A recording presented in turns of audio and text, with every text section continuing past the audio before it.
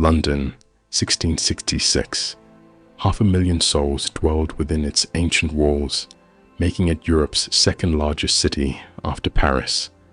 Just months earlier, Black Death flags had marked thousands of doors as plague claimed 1 in 4 Londoners. Now, in the scorching summer heat, the city's maze of timber houses stood shoulder to shoulder, their upper stories jutting out over narrow streets where market stalls and taverns bustled with life. Yet beneath this renewed vitality lay a fatal weakness.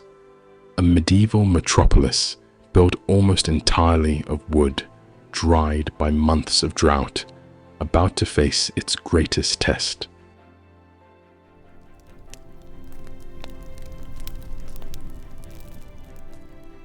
As the bells of St. Magnus Church struck midnight on September 1st, 1666, Thomas Fariner, the King's baker, completed his final batch of ship's biscuit for the Royal Navy. Like countless nights before, he banked the fires in his ovens on Pudding Lane, a narrow street barely 6 feet wide. But this routine evening would end in catastrophe. Around 2 a.m., smoke began seeping through the bakery's wooden floors. Fariner awoke to find his house ablaze, the night air thick with choking smoke. In desperate moments, he helped his family escape through an upstairs window, climbing across rooftops to safety. But one soul would not survive. His maidservant, too terrified to attempt the perilous escape, became the first victim of what would become London's greatest disaster. By dawn, the baker's modest establishment had transformed into an inferno that would devour the heart of England's capital. The sparks from Fariner's ovens would ignite not just his bakery, but the very future of London itself.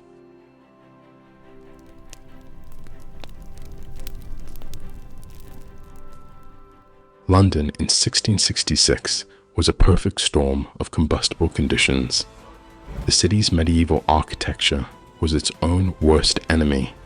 Houses built of oak frames, seasoned by 2 centuries, stood barely a meter apart. Their upper floors projected outward, creating death traps called jetties, where flames could leap effortlessly between buildings. That summer had been the driest in living memory, with just 6 millimeters of rain in 7 months. The Thames tributaries had shrunk to mere trickles. When the fire began, an unusually strong easterly wind gusted at near gale force, turning London's narrow streets into deadly wind tunnels that accelerated the inferno. The city's firefighting capabilities were primitive at best. Leather buckets, long poles with hooks, and primitive hand pumps were no match for the growing blaze. But perhaps the most catastrophic element was human folly. When awakened with news of the fire, Lord Mayor Sir Thomas Bloodworth infamously dismissed it with words that would haunt him forever. Pish! A woman could piss it out. His fatal hesitation to create fire breaks by demolishing buildings gave the flames crucial hours to grow beyond control. By refusing to destroy a few houses, he had condemned thousands to the flames.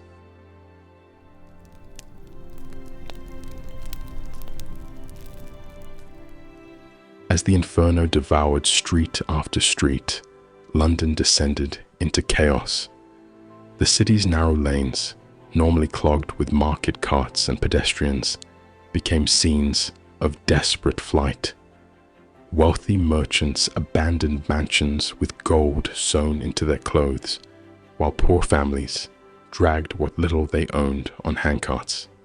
The Thames, usually London's commercial artery, transformed into a floating refugee camp. Hundreds of boats, from merchant vessels to simple rowing skiffs, crammed the river. Their decks overflowed with everything from valuable artwork to family pets. But amid the panic, darker forces emerged. Rumors spread like wildfire. The Dutch had started the blaze. French saboteurs were throwing fireballs.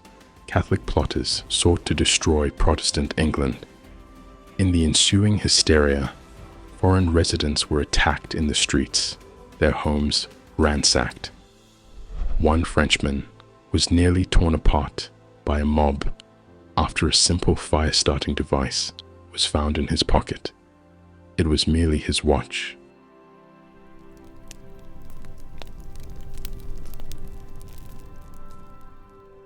While London burned, extraordinary acts of courage emerged from the smoke. Samuel Pepys, a naval administrator whose detailed diary would become our window into this catastrophe, raced to Whitehall Palace on horseback to alert King Charles II. Before fleeing his home, Pepys buried his prized Parmesan cheese and costly wine in his garden, a peculiar detail that perfectly captured the human element of the disaster. The king himself proved surprisingly heroic. Abandoning royal protocol, Charles II and his brother James, Duke of York, worked alongside common citizens, passing water buckets and directing firefighting efforts. In a desperate gambit, they authorized an unprecedented strategy, using the Tower of London's gunpowder supplies to create fire breaks. These controlled demolitions, though dangerous, finally gave London's defenders a fighting chance against the advancing flames. James personally supervised these explosions, risking his life as buildings were systematically destroyed to save the greater city.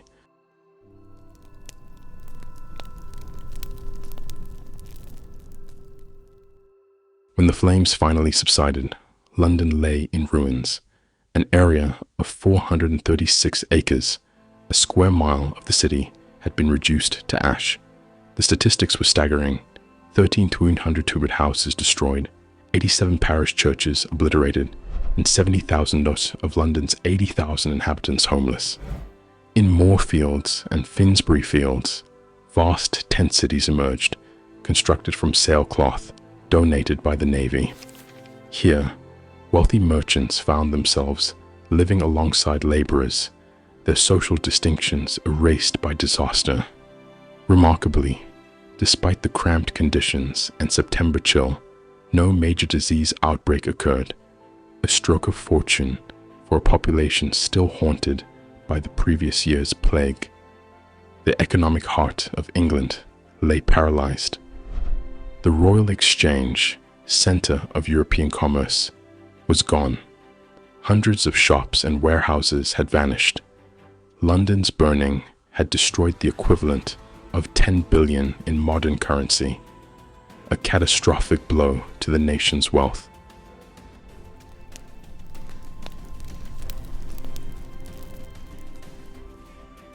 From London's ashes arose a battle of visions for its future.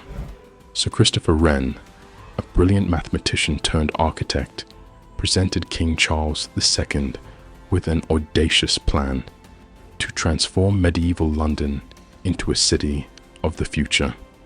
His designs featured wide, geometric boulevards radiating from central piazzas, inspired by the grandeur of Paris and Rome. Dr. Robert Hooke, the microscope pioneer, proposed an equally ambitious scheme with a grid system of streets precisely aligned to the points of the compass. John Evelyn, the celebrated diarist, envisioned riverside walkways and grand processional routes. But these dreams of a perfect city collided with harsh reality. Thousands of property owners, armed with ancient deeds and royal charters, fiercely defended their right to rebuild on their original plots. The Crown, its coffers depleted by recent wars, couldn't fund such sweeping changes. Most critically, winter was approaching. London's homeless couldn't wait for grand plans. As one contemporary noted, the city was built by the people, not for the people. While these visionary schemes were largely abandoned, they marked the birth of modern urban planning. their influence echoing through centuries of city design.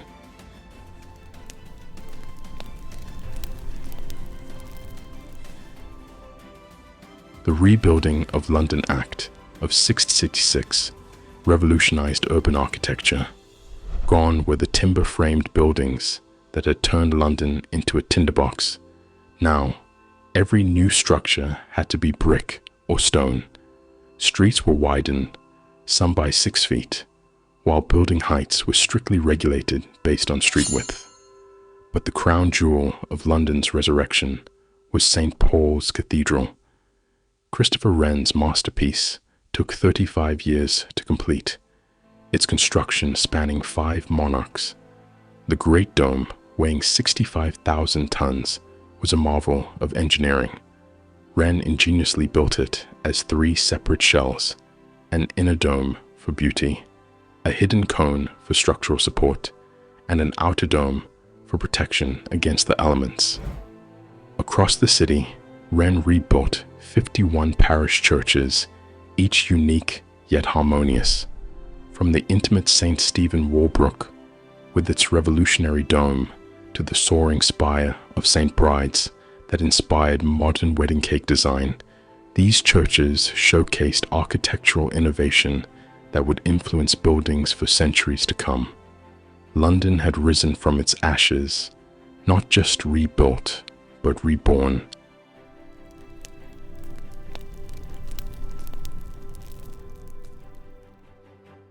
From Catastrophe emerged innovation. Nicholas Barbon, a pioneering economist, founded the world's first fire insurance company in 1681. Subscribers' homes bore distinctive fire marks, plaques that identified them to the company's private fire brigade. These metal emblems became a common sight on London buildings, some surviving to this day. The massive reconstruction effort created unprecedented opportunities for social advancement. Skilled craftsmen could now demand wages 4 times higher than before the fire. Some shrewd laborers became wealthy contractors, while property boundary disputes allowed enterprising individuals to claim prime real estate. Perhaps most remarkably, the fire sparked the birth of modern risk management. Insurance mathematics, actuarial science, and the concept of spreading risk across society all emerged from London's ashes. These innovations would eventually transform global finance, making London the world's insurance capital.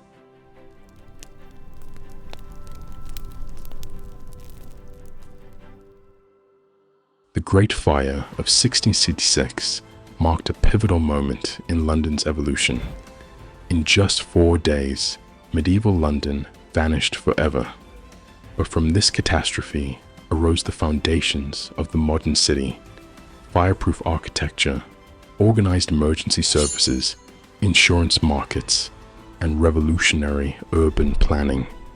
While the fire destroyed the past, it forged London's future.